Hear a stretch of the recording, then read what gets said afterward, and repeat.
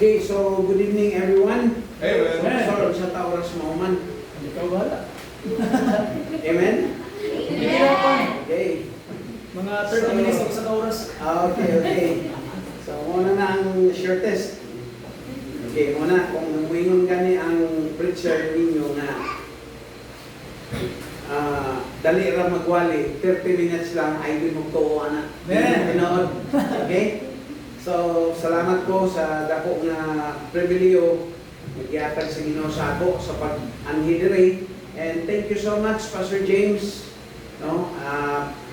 Karayami, kuha na ni, gigikan ni COVID nun. And it's the first time nga nag-meet me dito sa Davao. Wagin na ako i-expect na makaabot ko dire. No? Kaya it's because kan Pastor Ace, kauban pag simbahan. So, ingon na no, usay na mga butang na wala to i-expect na mo ay hatag sa Ginoo. And it's a great privilege for me to be here this evening. Amen. So, I am missionary Jojo Orolan. We've been in Cambodia for almost 21 years. Doon namin mag-22 sa grasya sa Ginoo. So, kung mayroon ka, nindot ba dito, Pastor? I don't know how you are going to describe ang mission, word, kanang mission nga trabaho, mga kaigsunan nga iya sa Ginoo. Ang pinaka-importante lang yun kanang misunod ta sa calling sa Ginoo. Mas nindot nang naata sa lugar nga gitawag ta sa Ginoo nga kinahanglan na ata diha. Kaysa sa ka lugar nga dili gusto sa Ginoo nga tuwa ka. Mo na yung pinaka pait kayo nga mahitabo sa Kristohanon. So salamat kayo this evening. It is my prayer mga kaigsunan that ko nga Lord, how can I'm going to encourage everyone? Kaya ang pagdala sa pulong sa Ginoo is to encourage the people of God. Okay? Sa pagdasig sa mga katawan sa Ginoo. Particularly nga mahimutang ma-involve sa gitawag ng mission. Now remember, mission is not only in our backyard. No? Ang mission, dili lang na nato buhaton sa atong mga silingan. But God said, kinahanglan nga ipatabok ang gospel sa tibuok kalibutan. No, Acts 1:8, isulti nga ang scope sa gospel, it's not only in our Judea, it's not only in our Samaria, but into the uttermost part of this earth. So, moingon ko nga, qualified ba ko? I don't know. Pero ang Ginoo may nag-ingon sa ako nga, ma-qualified ko. He is the one who qualifies the call. Kaya kung wasan mo tawag, ayaw kung mo pagpatawag. Isod kayo na, mga kaigsunan. So, dalagon kaya ang Ginoo o kaning calling mga kaigsunan, dili ni ingon nga, mura ba o kanabitaw, ikaw mamili sa kalugar. O ikaw magbuot kung asa nimo dalon imong kaugalingon. So mo na mga butangan nga ang Ginoo gyud may mag-lead ka nato. Mo na sa Ginoo wala gi aksidente. Sama ka ninyo wa koy aksidente ang Ginoo nga nahimo mong part aning member mo aning nga church. Mga kaigsunan, you are all fruits of mission. Dumduman ninyo, di ba? Naay ni ani diri nga Pastor James kadungog aron sa pag-mission sa inyong kalag. Okay? He was once a missionary before. And then, karon nagpastor na sa usa ka simbahan aron sa pagpakaon kaninyo sa spiritual na mga butang. So, dalaygon kay ang Ginoo sa buluhaton nga ditugyan sa Ginoo kanamo dito sa Cambodia, and gapaan po mi nga maka-start yung big building dito. Nakural na namo ang perimeter sa yuta. Unya, gahinay-hinayan pa namong bayad ang yuta. So, nisukot man ang tagiya, that's almost around doon mag 400 square meters ang yuta. So, mahal kayong yuta dito, pero itagaan, itugod sa Ginoo nga matagaan ta. So, yan po lang ni, no, especially sa akong asawa, tungod kaya ang akong asawa is a cancer patient. Pero by the grace of God, i-declare sa doktor na free na siya sa cancer.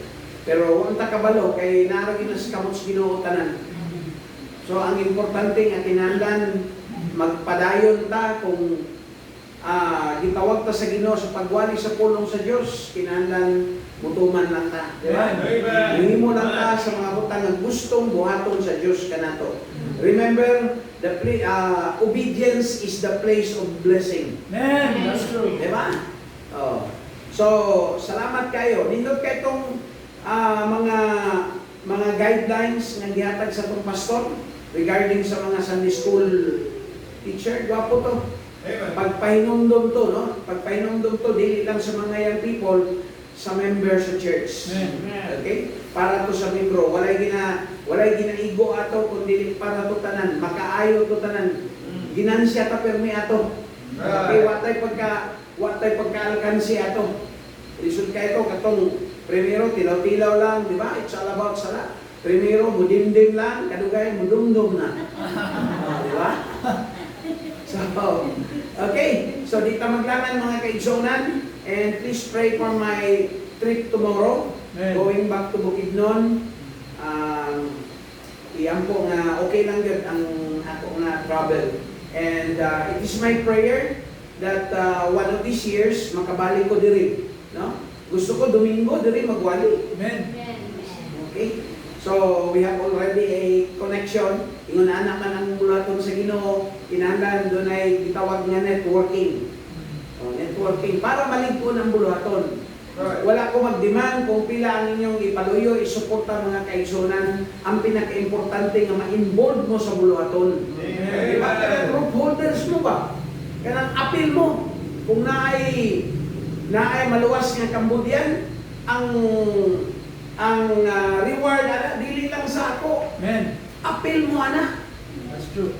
Di ba? Pag abot sa langit na Cambodian mo tagbo sa inyo, uy, salamat kayo tungkol sa inyong paghatag. Nakaabot ko diri aning gitawag nga langit. Sinan ka? Wa mo na sila kabalo kung si langit. Okay?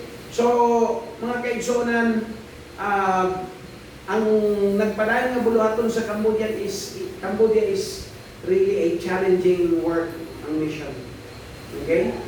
So, lisod ta maka-establish og tarong buluhaton, simbahan.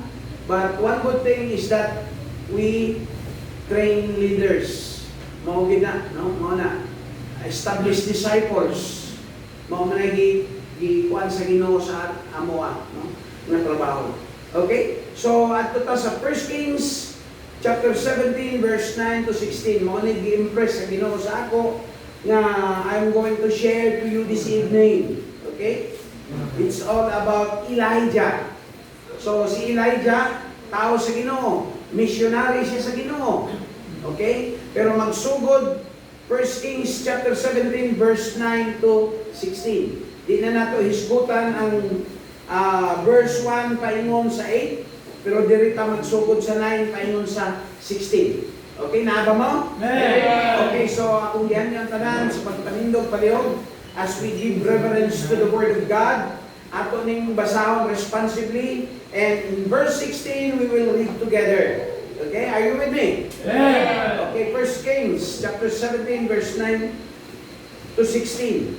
Arise, get thee to Sarephat, which belongeth to Zidon, and dwell there. Behold, I have commanded a widow woman there to sustain thee. So he arose and went to Zarephath.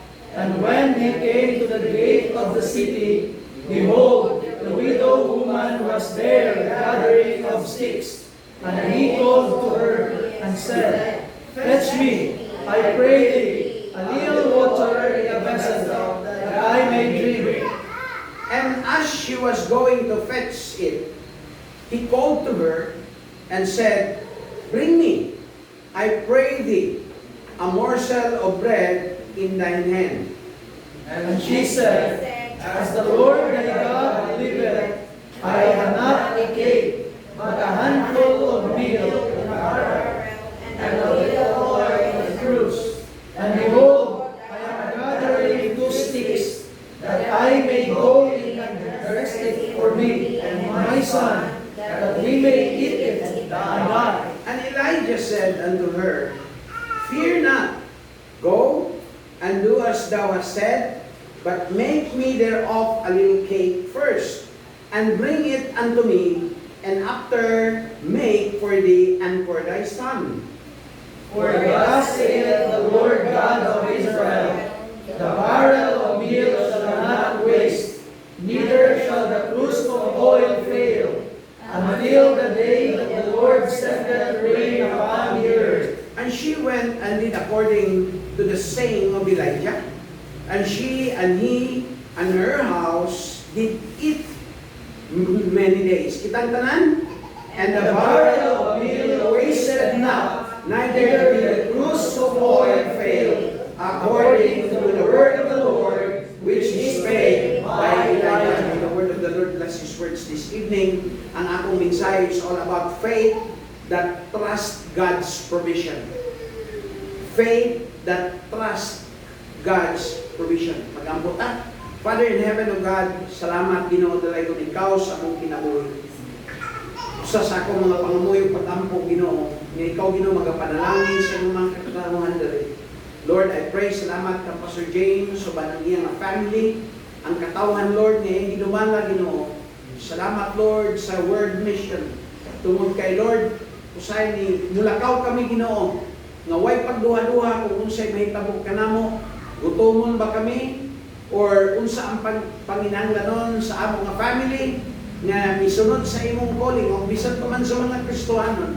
They can always experience God's goodness as long as mo-obey lang ni Ginoo diha kanimo. Salamat Lord sa pribileyo mong gihatag kanako. As I preach your word, Father in heaven, i-anoint ang akong mga baong as paglitok sa imong nga pulong. Ug may akong pag-ampo Ginoong Dios nga ikaw may among ipataas din imong mga pulpito. Dili ini imong alagad, imong ubos nga magwawali Ginoong Dios. Dili makita Ginoo kun dili ikaw Ginoong Dios ug ang imong pulong amahan. May magaligtar kanamo, may mag-aabri sa pultahan sa among kasing-kasing Ginoo. Nga Lord, we need to partake tungod kay kami kabahin sa mission. Sa Lord, among lantawon Ginoo ang mga tao nga wa kay Kristo sa ilang kinabuhi nga maabot kani sa gospel Ginoong Dios. Dili man ako, dili man kinsa karon diri, kundi pinaagi sa kong pag-ampo ug paghatag magpadayon Ginoong Dios ang buluhaton nga imong gisangon sa lokal nga iglesia. Salamat sa imong mga misyonaryo Ginoo nga imong gitawag man sa nagkalain-lain nga lugar ng ining kalibutan.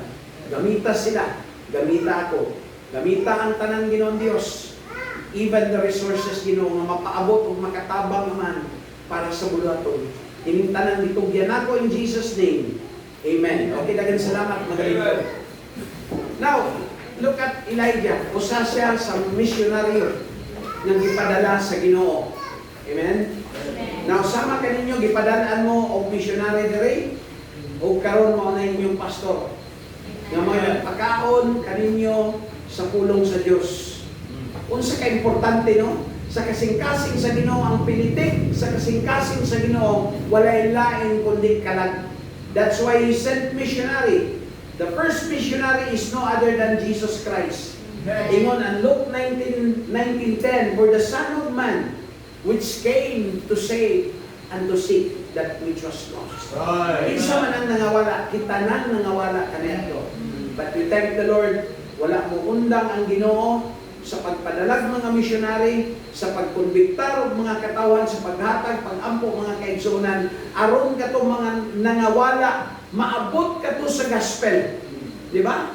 Nindot kayo ng John 14, paingon sa 1 to 3, ingon ang Ginoo, unsa tong ingon niya sa John 14? Let not your heart be troubled. You believe in God? Ang ingon ni Jesus Christ, you believe also in me. In my Father's house are many mansions. Mao nay saad niya sa iyang mga katawhan. Na kung wag kay tarong nga balay diri mga kaigsunan abot sa langit, tuwa ang tarong na to nga Pinoy-anan nito. That we will live there forever. Oh, man. Diri, ibilin rin nato mga butang diri sa kalibutan. But I'm telling you, sultihan ng mga kaigsunan, gusto sa Ginoo nga ang katawhan niya. Kung doon na may dato, niining kalibutan, ang gusto sa Diyos, kamuna. Amen. Di ba? Kamo na, kaya nga naman, unas tanan, nga nung gipa dato mo sa Ginoo, aron makatabang mo para sa buluhaton. Aron ni bisan kinsa nga madala natos ti ilan sa Ginoo, doon na sila'y kahigayunan nga makaabot anang gitawag ni Jesus Christ nga mansion. Ingon siya, I go to prepare a place for you. Sayo lang ka, siya mo'y nag-andam og lugar para kanimo, para kanako. Para ato mga tao nga wa pa lang ma-save pero dapat maabot na sila sa gospel. So muna mga kaigsunan, ang pagsugod sa buluhaton dili sayon, amen? Dili sayon. Bisan ganing kabaw dili mo sugot. Buhilak pa man ganing kabaw, di ba? Kaya nga naman, dili siya gusto magpastor, dili siya gusto magmisyonary. Hila ko pag-ingon nga, gihungungan sa pastor nga, wag ba yung kaon, kay gamay lang ko pero nga, perting ilakas kabaw So, ingon na ang buluhaton.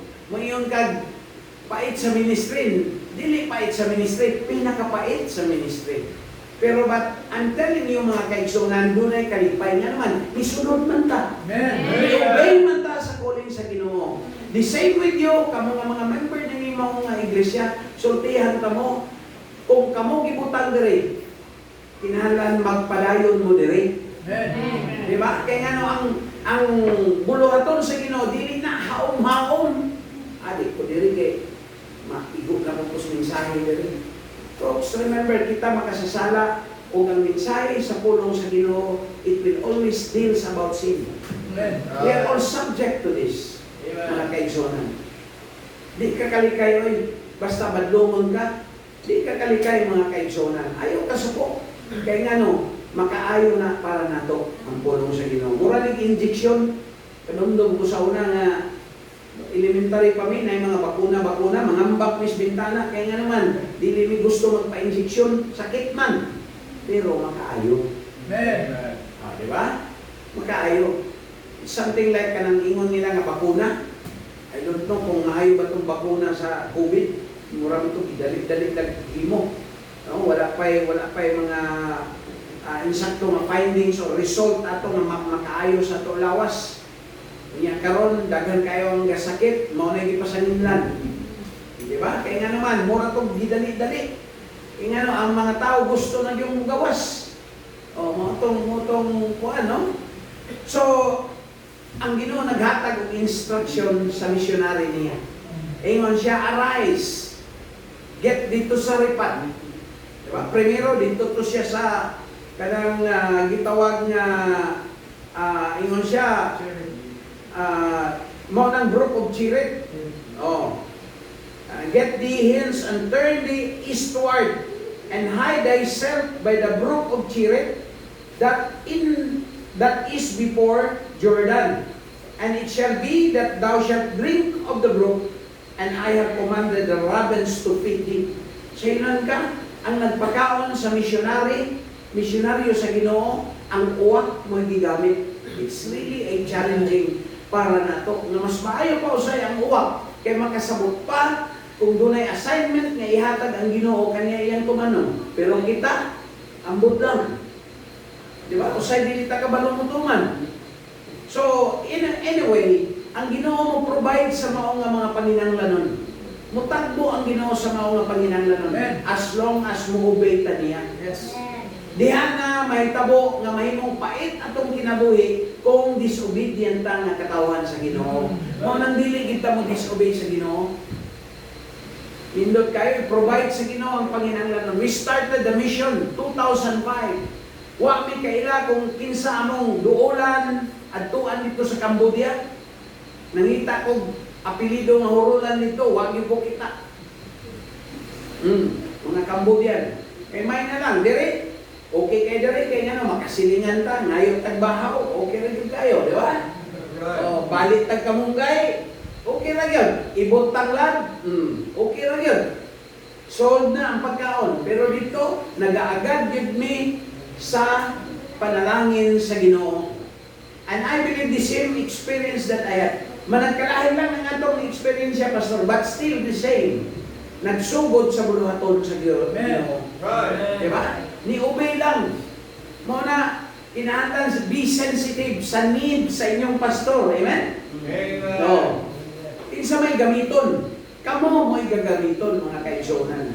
Kung niya ayaw din mo pagsulti nga, kung mawala ko dire, di ba, magkalisod-lisod ng buluhaton sa Ginoo diya, di na mahitabo mga kaigsunan. Kaya kining buluhaton, di man ni buluhaton ni Pastor James. Buluhaton man ni sa Ginoo. Mawala ka man o dili mga kaigsunan, ang buluhaton sa Ginoo, magpabili ng magpabili na. That's right. So, mo na mga kaigsunan, God has been instructed His missionary. Go to the brook of Cherith. Nga naman, instruction ang Ginoo mo tuman ta. Whatever God's instruction. And God has set some many instruction in His church. Kung ngayon tag-soul winning, participate. Soul winning. Amen. Amen? Dili lang kay, si pastor lang, di na niya trabaho, dili lang niya kay iya na nga trabaho. Trabaho na to ning tanan. Be a missionary of this church.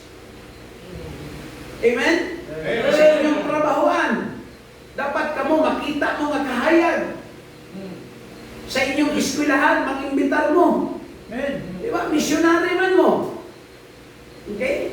Unbelievers are the field. The believers are missionary. Amen. Di ba? Kaya mga higala na to nga wapay Kristo silang kinabuhi, kita mo musangyaw kanila. Amen. Kita mo imbitar kanila, dad-adri. Kaya nga naman, ayaw pagsugot na ikaw rin matug langit. Sa diyang gitagag instruction si Elijah, go to the brook of Cherith. Provision to. Diba? Nga naman, ingon ang Ginoo, to ay tubig dito nga ga Cherith. So, God's provision. Amen? Then after that, gitagaan na po siya instruction. Ingnan siya nga, Elijah, mumove ka sa lain sa nga lugar, morning Saripat. Unya kinahanglan, ingon siya, tanawa ang provision sa Ginoo sa verse 9. And siya, arise, get thee to Saripat, which belongeth to Sidon, and dwell there, adto ka dito, ingon siya, behold, I have commanded a widow woman. Unsa man ang widow? Namatay na iya bana? Pero wala ingon siya, the widow woman there to sustain di.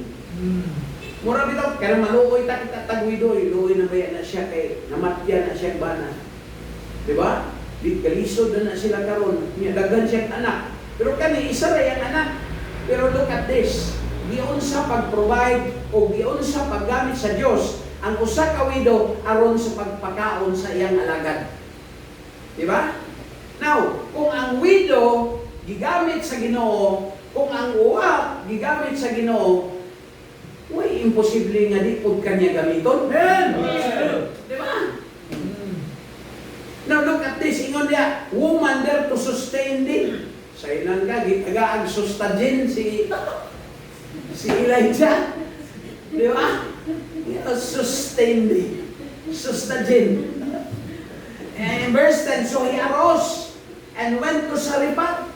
And when he came to gate of the city, behold, the widow woman was there. Tuan na, nag-atang na ang widow. Dayon, mura ba panikay sikay, nanilig, unya, gatapok, o ka ng sugnod, unya, dere, mo ni pinaka, very exciting kay nga part, ang 11, pagsugod sa 11, ingon dere, and as she was going to fetch it, he called her, and bring me, I pray thee, a morsel of bread in thine hand. Gutom na ang missionary. Hello? Now, atong pastor, dili ni magsulti ninyo nga, gigutom na ba yan? Dili ni mo sulti. Dapat kamo na ang mo discern. Nga dunay panginahanglanon ang alagad sa Diyos. Remember, he that preach the gospel should live by the gospel.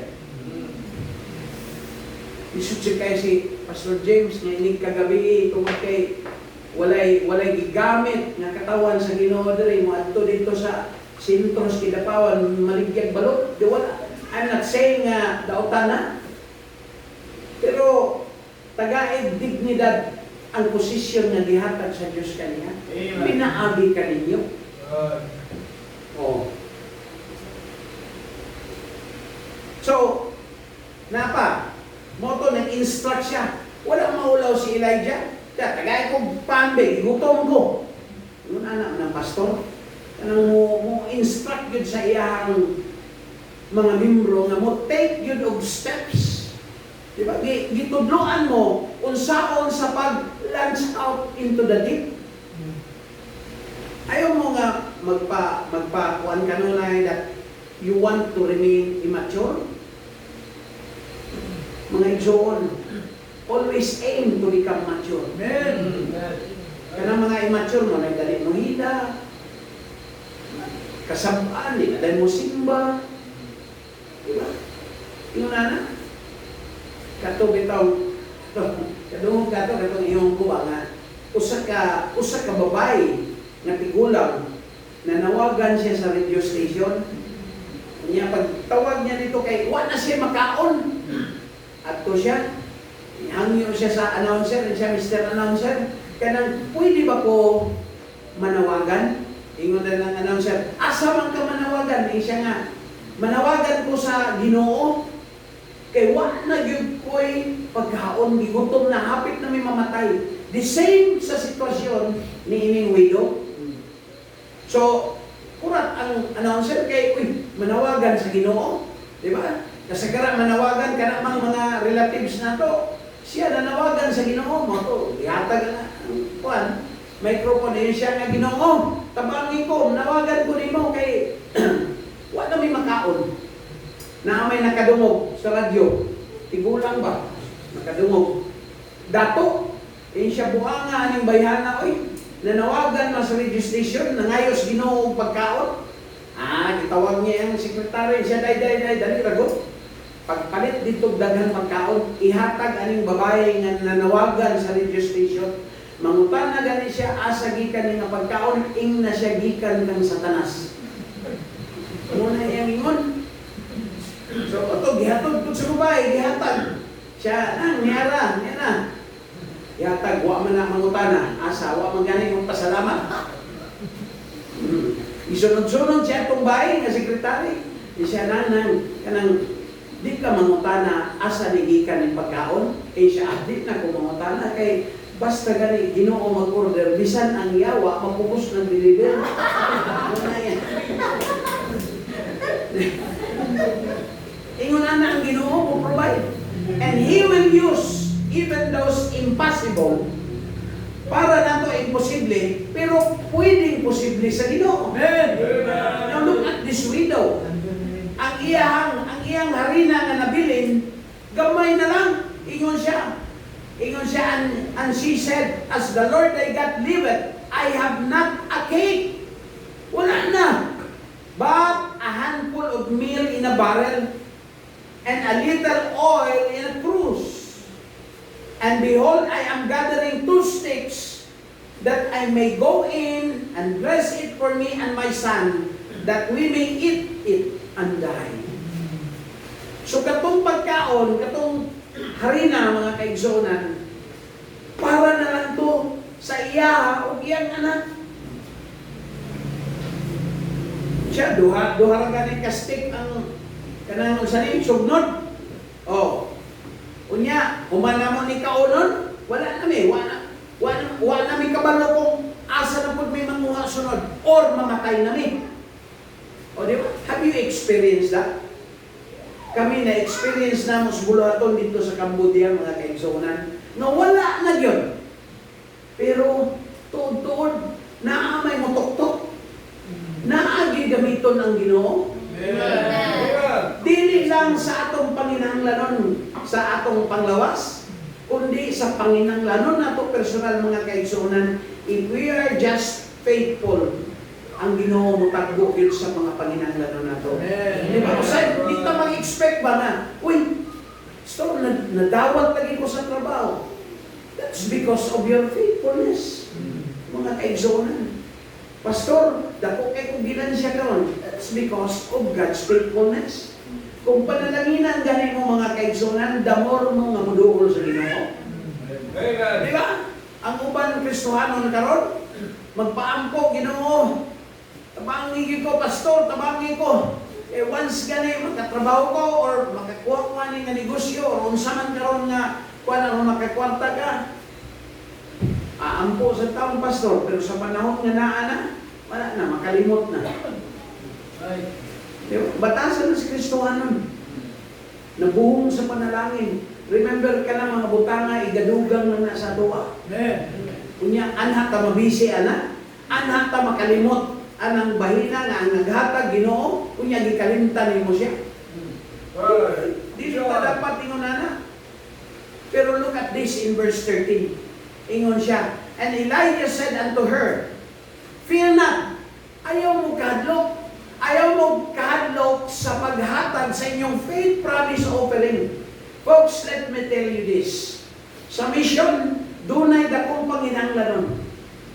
Siguro maingon mo nga, gamay raman mi nga simbahan. Kapilya raman ning amo. Pero mga kaigsuonan, dili mo balibaran si Ginoo sa panahon nga gusto mong muhatag para sa iyang buluhaton. Remember, para sa buluhaton sa Ginoo. Fear not. Do not question. Kaya nga naman, kanang mga butang na naan ninyo, di na inyo. Nasaligan lang mo. Even your time, even your talent, nasaligan lang mo sa Ginoo. Salamat ka na nasaligan tayo, Amen. So mga na di nato kalimtan kinsa ang atong dapat himuon nga first love because He first loved us. Siya po yung una na higugma na to. Unya, ang word nga mission, pinitik na sa kasing-kasing sa Diyos. So yun ang kakalagod na. Di ba? O buhay naghatag kang pastor, mamisyonan ka mo, nakaka mo manglingkod ya, ambot na. Unya, ayaw mo kadlok kay sumala sa gisulti ni Elijah. It has been proven, mga kaigsuonan, nga gi-bless pod ning widow. Siya nang kawa siya mahimo, nagsakit pag iyang anak sa kinaulahian. Oh, look at this. Ingon siya, and Elijah said unto her, fear not. Ayaw kahadlok. Ingnan niya tong widow. Go and do as thou hast said. Buhata kung unsay akong gisulti nga instruction para nimo. Kay magkaayo na nimo. Muna yan ingon. Oh, but make me thereof a little cake first. So kinahanglan imo sa akong pakanon. Now, dunay authority si Elijah sa paghangyo. Napakana sa ako kay nga naman ang musunod ana inyuha na tanan. Sa inan ka nag-pray si Elijah ani for almost 3 years and 1/2 nga walay ulan. Pero look at this what happened. Ingon dire, neither shall the cruse of oil fail until the day that the Lord sendeth rain upon the earth.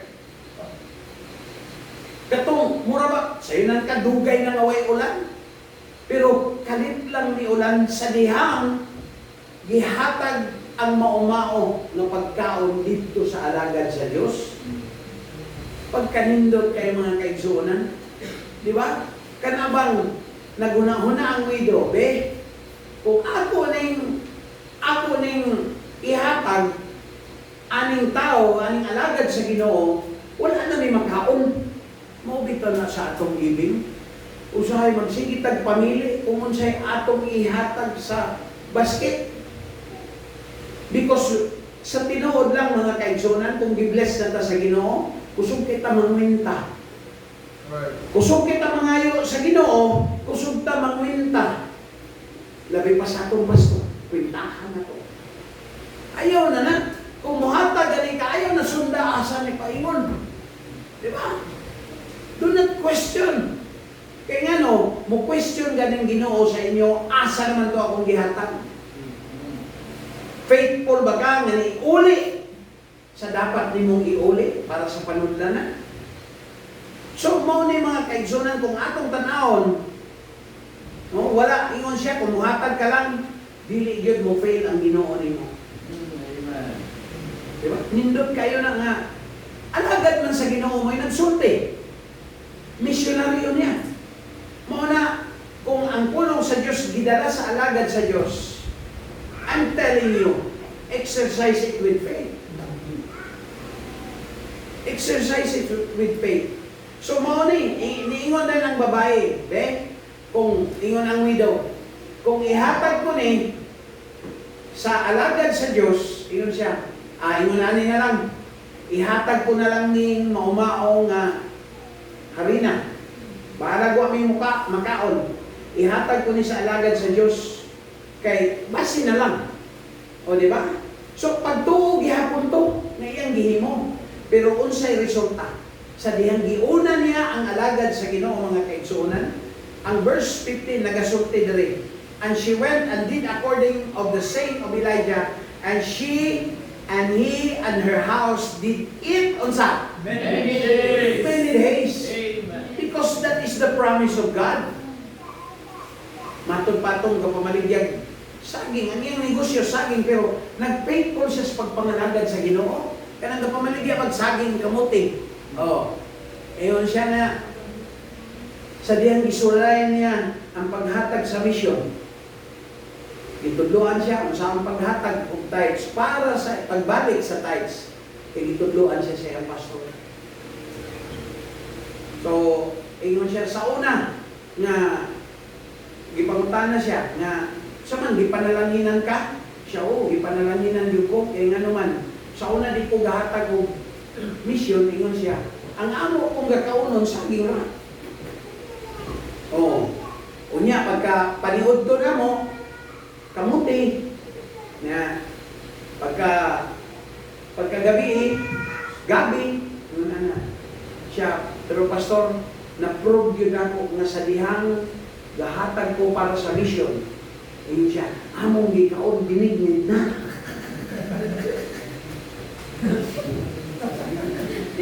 Give bless. Amen? Give bless. Hello? Namangutana ko ninyo, have you proved God to your life? Yes. Na-prove ba ninyo ang Ginoo sa inyong kinabuhi? Nga kanang nagit mo sa kawadon niya. Ginoo, ang maumaon ako ning ihatag. Di ba? Kunya, later on, nihimo ang Ginoo o posible nga butang nga imposible para ka nato. Amen. Pero nga nung wak ka magduha-duha sa paghatag mga kaigsuonan, tungod kay nahigugma ta sa Ginoo, ug labaw sa tanan nahigugma ta sa iyang bulaton. Amen. Amen. Dapat higugmaon nato ang bulaton sa Ginoo. Amen. Wa gani kay gugma mo nang sige lang yung kagpangutan. Sige lang yung kagbagol-bol. Sige lang yung kag-question.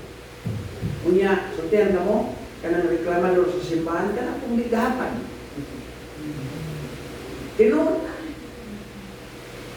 Nya, mag-project kung electric pan, bubagol-bol, magkuhan pa man tag electric pan. Nya, pag naanay electric pan, usog kayo magpatungod diha, magpahangin. O, di ba? Naaba mo? Kung ayaw mo bagol-bol mga kaigsuonan, whatever you can, and whatever you can do for the Lord mga kaigsuonan, buhatan na para sa Ginoo. Kaya kung usahay magod, ang kinaiya nato, gusto ta magpahimuot sa tao. But I'm telling you, kung sa tao ka magpahimuot o sa inyo bakang pastor magpahimuot, wa man ay kapasidad mo panalangin ninyo. Pero kung magpahimuot na sa Ginoo siya, mao'y doon ay gahom nga mo panalangin sa tagsa-tagsa ka nato. And then, look at this in verse 16. Ingon